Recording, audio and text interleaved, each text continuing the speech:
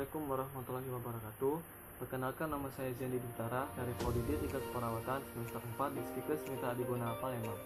Kali ini saya bakal membahas tentang materi baru. Namun sebelum saya masuk ke materi baru, di sini saya ingin bertanya kepada kalian, apakah ada dari kalian yang pernah merasakan trauma kepala berat? Dan jika iya, tonton video ini sampai habis. Definisi dari trauma kepala berat adalah cedera yang pernah dialami dan menyebabkan gangguan dari fungsi otak, dan jenis cedera yang bisa mungkin terjadi antaranya lebam, jaringan yang sobek, serta pendarahan. Cedera ini menyebabkan gangguan komplikasi jangka panjang dan menyebabkan kematian. Etiologi atau penyebab dari trauma kepala berat, cedera ini berasal dari benturan yang keras mengenai bagian kepala, seperti cedera saat olahraga, terjatuh, kecelakaan lalu lintas, dan juga bisa dari kekerasan fisik. Patofisiologi dari trauma kepala berat, cedera ini digolongkan menjadi 3, yaitu cedera kepala ringan, cedera kepala sedang, dan cedera kepala berat. Cedera kepala berat ini menyebabkan gangguan dari fungsi otak dan juga kerusakan pada jaringan otak, seperti gangguan penglihatan atau kebutaan sementara dan juga bisa bersifat permanen, pendarahan, EDH, DH, dan ITH, serta amnesia atau lupa ingatan yang bisa bersifat sementara dan juga bisa bersifat permanen. Ya. Bagaimana sih manifestasi klinis atau gejala yang sering dialami oleh penderita dari trauma kepala berat?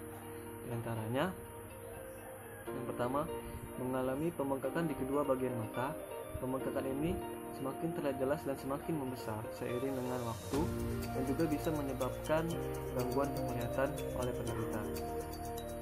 Yang kedua, mengalami gangguan berkomunikasi seperti kesulitan berbicara dan kesulitan untuk memahami tulisan. Yang ketiga, sering mengalami muntah-muntah dan mengeluarkan darah. Yang keempat, penderita mengalami kejang-kejang. Kejang-kejang ini disebabkan oleh pendarahan di dalam otak penderita. Yang kelima, hilangnya kesadaran dari penderita. Yang keenam, hilangnya fungsi indera, seperti kehilangan fungsi indera penciuman dan indera perasa. Yang ketujuh, perubahan tingkah laku serta emosi, seperti kesulitan untuk mengendalikan diri sendiri, depresi, dan juga bisa menjadikan penderita tersebut mengalami insomnia. Yang ke-8, kerusakan pada pembuluh darah. Kerusakan pembuluh darah ini bisa menyebabkan penderita terkena stroke dan juga bisa menyebabkan penggumpalan di dalam pembuluh darah. Selanjutnya, komplikasi. Komplikasi apa saja sih yang akan timbul pada penderita trauma kepala berat? Jika terjadinya komplikasi pada penderita, ini akan berakibat fatal dan juga menyebabkan komplikasi yang serius atau semakin memburuknya keadaan yang akan dialami oleh penderita tersebut. Komplikasi serius yang akan dialami oleh penderita tersebut diantaranya adalah infeksi. Mengapa terjadinya infeksi?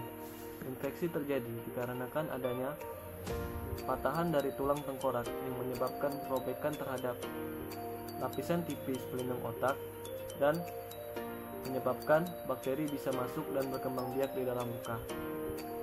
Yang kedua, gangguan kesadaran.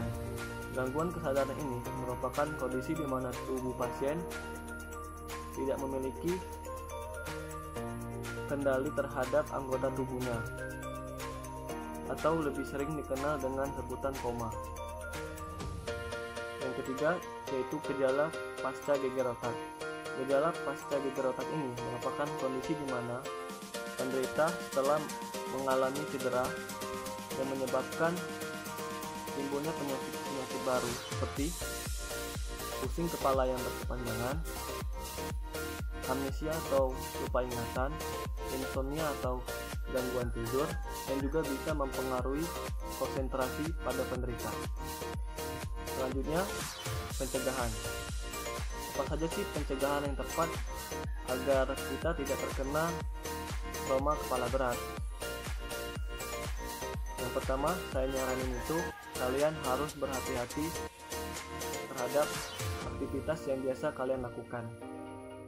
Dan yang kedua, kalian bisa memperhatikan KPC atau kejadian potensial cedera atau kejadian-kejadian yang akan berakibatkan cedera.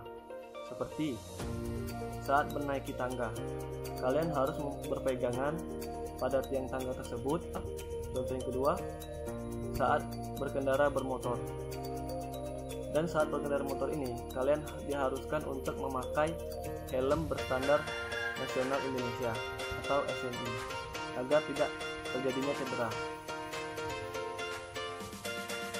Dan bagaimana sih kalau kita telah terkena cedera pada bagian kepala? Nah, ini disarankan pada kalian yang telah mengalami cedera pada bagian kepala, kalian tidak boleh meremehkan cedera tersebut. Karena apalagi jika kalian mengalami pusing yang berkepanjangan atau gejala-gejala lainnya, kalian diharuskan untuk merujuk ke rumah sakit untuk mendapatkan pengobatan yang lebih lanjut. Selanjutnya materi terakhir, pengobatan. Pengobatan yang akan diterima oleh penderita trauma kepala berat biasanya mendapatkan penanganan langsung dari dokter atau pekerja medis lainnya. Hal ini dilakukan untuk mengecek atau memantau secara berkala perkembangan dari pasien tersebut. Dan hal yang biasa dilakukan oleh dokter atau pekerja medis tersebut adalah yang pertama, memantau tingkat kesadaran pasien atau GCS. Yang kedua, mengecek ukuran atau reaksi pupil mata terhadap cahaya. Yang ketiga, memantau koordinasi tubuh pasien.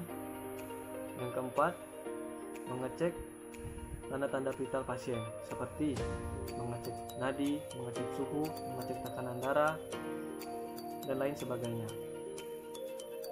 Dan jika pasien tersebut mengalami penurunan kondisi atau memakin buruknya kondisi pasien, maka dokter akan menganjurkan untuk melakukan tindakan lebih lanjut seperti melakukan CT scan atau melihat secara detail isi kepala pasien. Jika terdapat pendarahan, maka dokter akan mengambil tindakan operasi kraniotomi. Dan setelah operasi berhasil dilakukan, tersebut akan melakukan tindakan terapi dan juga psikoterapi. Tambahan materi. Apa sih fungsi dari terapi dan psikoterapi yang akan dijalankan oleh pasien pasca operasi? Pertama, terapi fisik. Terapi fisik berfungsi untuk membantu pasien menjalankan kemampuan mendasar seperti berjalan. Yang kedua, terapi okupasi membantu pasien untuk menjalankan kegiatan sehari-hari seperti bekerja. Ketiga, terapi perilaku kognitif. Terapi ini berfungsi untuk membantu pasien mengubah pola pikir serta cara pasien beradaptasi dengan masalah dengan bersikap positif dan efektif. Yang keempat, terapi berkomunikasi berfungsi untuk membantu pasien mengatasi gangguan bicara. Yang kelima, psikoterapi. Psikoterapi membantu pasien untuk menghilangkan kekhawatiran dalam diri dan mengenal perasaan serta mengenal cara pikir atau pola pikir pribadi. Jika kalian suka video ini, tekan tombol like, share, komen, dan subscribe. See you!